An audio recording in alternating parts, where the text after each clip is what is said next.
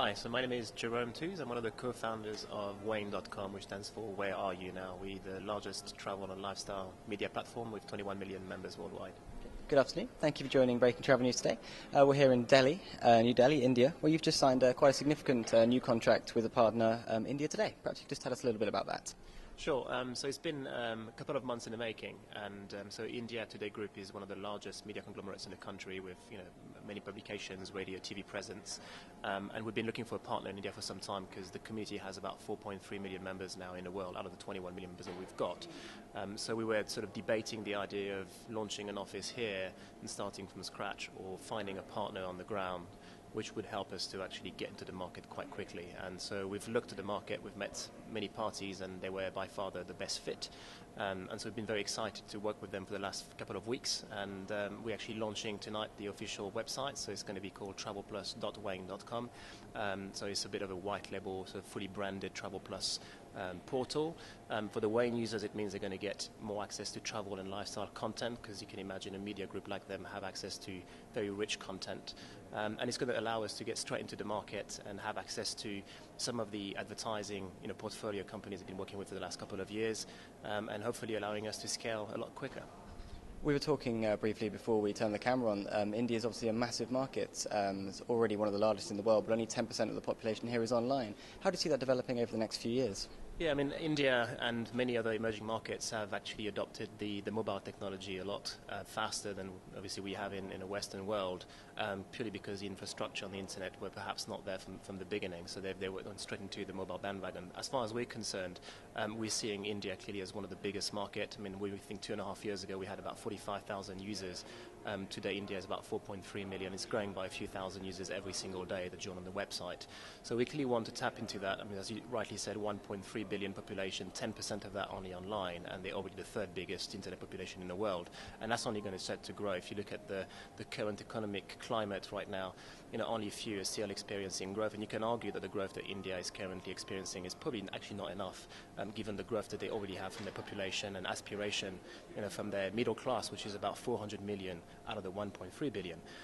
So we clearly want to develop more on the mobile. We recognize that we're a bit behind as a company. We have to invest more in the mobile vertical, and so there are some really exciting plans that are going to be launching from January 2013 and onwards, which we can't reveal too much, but we're very excited about the immense amount of apps that are going to go on Android and the iOS, which we hope we're going to allow us to tap into the ever-growing demand of mobile technologies in this country. More generally, back in Europe, more mature markets, you're very established now, 21 million users, as you say. A lot of, not rivals, but larger social networks have gone in the opposite direction. I'm thinking here of MySpace, Bebo, some of the earlier ones. What strategies do you have in place to make sure that you continue the growth that you've seen over the last 2 to 3 years? I think, look, it's important to say that we're not trying to become clearly a Facebook. I mean, they've experienced massive growth, and there's going to be space for so many of them. If you look at the generalist players, the likes of MySpace and Bebo and Friends were United, to name but a few, perhaps didn't show enough differentiation at the time when Facebook was actually growing even faster. We've been lucky to, have an element of differentiation and be niche verticals, which is travel. LinkedIn has done that very well in the business segment. I think that the key to success is to have a differentiation angle. If you have a service that is going to be complementary, so it's not going to be a Facebook conversation or WAYN, it's very much Facebook serves particular purposes and WAYN is going to be serving others. So I think that as long as we stick to that core, and we're not trying to lose that focus and trying to catch up, but rather innovate on the things that we firmly believe, then there's always going to be plenty of room for growth. I mean, 21 million users, as you know, the internet world is much bigger than that. So we're very confident that we're going to have more growth to be experiencing for the next couple of years. Is it fair to say one of the elements of your differentiation is your aspirational nature? Facebook, Twitter, they're very much in the moment, people saying what they're up to now. Your site tends to look forward more. Is that the case? It's indeed a strategy we've been implementing for the last 24 months, very much focused on not just the location element of where have you been, where you are, but where you are going, but also the places that you would love to visit. So trying to focus on the aspect of, where would you like to go next, but also the things you are interested in doing.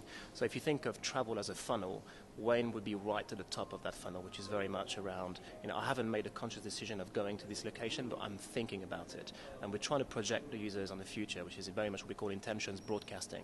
Where do you want to go in future, and what are you interested in doing?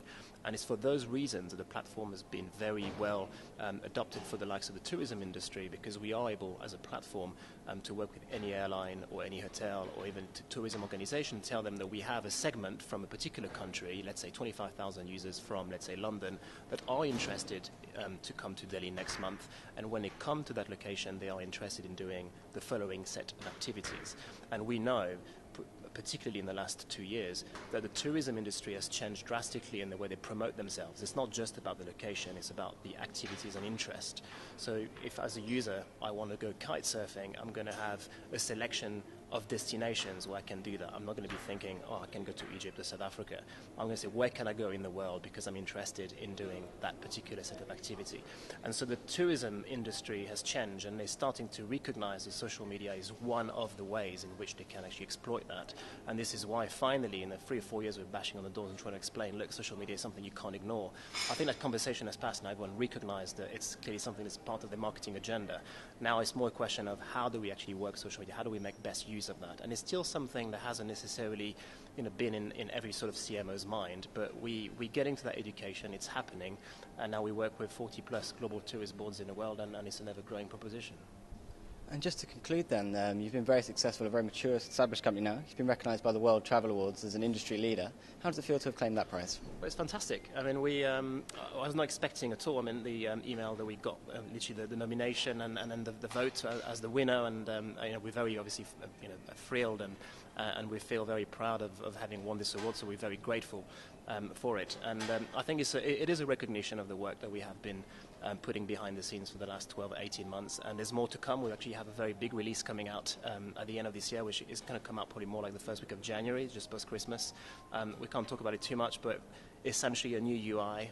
It's going to be completely different in the way users actually interact with the site, more content, more functionalities, more stickiness, hopefully. So hopefully that's going to pave the room for further rewards in future. Well, the landscape's changing all the time, so hopefully we'll catch up in a few months and see how that develops. Thank you. Thank you so much for having me.